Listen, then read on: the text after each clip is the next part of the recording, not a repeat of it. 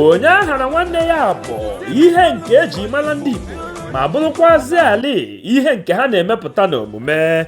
Ọ bụ eziokwu na ndị Igbo bụ ndị nke a maara amara nke ọma maka nnukwute amamihe ha nwere na akọ na uche gbasara ihe ọbụla nke ha na-eme, ọ kachasị ihe gbasara azụmahịa dị iche iche, ọrụ aka nakwa ọrụ akụnụba ndị ọzọ dịgasị iche iche. Usoro azụmahịa ha nakwa usoro ọmụmụ ọrụ ha abụrụgo ihe nke gbasara na mba Naịjirịa nakwa mba Afrịka na mba ụwa niile gbara gburugburu. Ọ bụ nke a mere eji ekwu okwu were sị obodo ọbụla ịbatara, ọ bụrụ na ịhụhụ nwa afọ Igbo mara na obodo ahụ lụrụ alụ, obodo ahụ enweghị isi, ya bụ gị bọcha, maka na uru adịghị n'isi azụ. Ihe karịgoro ọtụtụ narị afọ gara aga, ụmụ Igbo jikọrọ obi ha ọnụ nke a kpọrọ OnyeAghalaNwanneya, nke ha ji azụ ahịa ma na-emepụtakwa akụ na ụba site na inyere onwe ha aka, site n'ịkụziri ụmụnne ha, ezinụlọ ha, ikwu na ibe, ndị enyi na ndị ọgọ ụdị ahịa nke ha na-azụ. Ọ bụ ụzọ dị otu a ka ha si eme ka onye ọbụla nwee ike ịdị na-enye onwe ya nri ma na-azụkwa ezinụlọ ya. Omume dị otu a ndị Igbo na-eme ka onye ọbụla nwee ike ịdabara n'aka onwe ya ma sorokwazie n'aka nke na-enye enye, ghara iso n'aka nke na-anara anara. Ọ bụ ihe ndị a ka ndị Igbo na-akpọ zim ụzọ, ya bụ follow who no road n'olu ndị iti. OnyeAghalaNwanneya nakwa zim ụzọ emeela ka ọrụ azụmahịa dị iche iche bụrụ ihe nke pụrụ iche nakwa ihe ịma aka n'etiti obodo na ibefa n'ala Igbo. Ọ bụrụ na ị na-aghachi anya azụ n'oge nke gara aga, ị ga-amata na obodo ọbụla nọ n'ala Igbo nwere ụdị ahịa azụmahịa nke eji wee mara ha. Ọ bụrụ na ịbata na mpaghara Anambra steeti, obodo dịka Agụrụ bụ ndị nke a maara amara n'ihe gbasara achịcha koleko nakwa achịcha ekoghị eko, ya bụ bread and biscuit.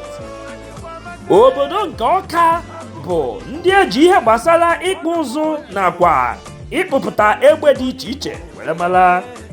Ọnịsha bụ ndị nke a maara ama n'ihe gbasara azụmahịa nke ukwuu nakwa akụnụba. Obodo Ụmụoji bụ ndị a maara ihe gbasara iyori na ọra, ya bụ jewelries. Ndị Alọ bụ ndị nke a maara n'ahịa Abada, ya bụ lapa. Ndị Ọrụ Ukwu bụ ndị eji isi nri restaurant were mara. Obodo dịka Nnewi bụ ndị nke a maara amara n'ihe gbasara imepụta nakwazi ịrụpụta igwe ọgbatumtum nakwa ịgba igwe, ya bụ bicycle and motorcycle. Obodo Igbo Ukwu bụ ndị ama n'ọrụ ọla kọpa nakwa ọrụ aka nke a kpọrọ craftsmanship. Obodo Agụleri bụ ndị nke a maara dịka ndị nke na-akụpụta azụ mmiri nakwa ọrụ ugbo dị iche iche. Ọ bụrụzie na ịbata n'ala Imo steeti, obodo dịka Owerri bụ ndị nke ama ama n'ihe gbasara ihe ọkpụkpụ dịgasị iche iche, ya bụ poultry and clay works n'olu ndị iti.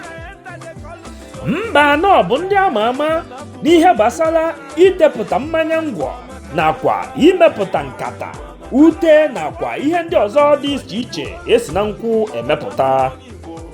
Nkwele bụ ndị nke ama gbasara ịkpụpụta ụzụ nakwa egbe. Obodo Ọlụ bụ ndị nke ama n'ihe gbasara imepụta ọgwụ Igbo nakwa mgbọrọgwụ na mkpa akwụkwọ dị iche iche. Ndị Ọgụta bụ ndị nke ama ama n'ihe gbasara ịkụ azụ nke ha na-akụta n'ime Ọgụta Lake.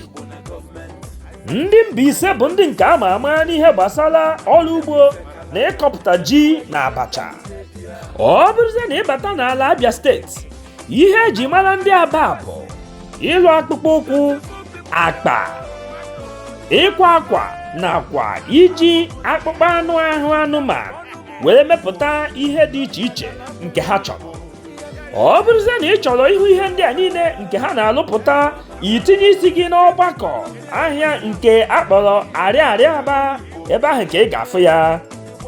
Ndị Ọhafịa bụ ndị nke ama ama n'ihe gbasara omenala na n'agha ya bụ warrior culture n'olu ndị iti. Obodo Ụmụahịa bụ ndị nke ama n'ihe gbasara ọrụ ugbo dị iche iche.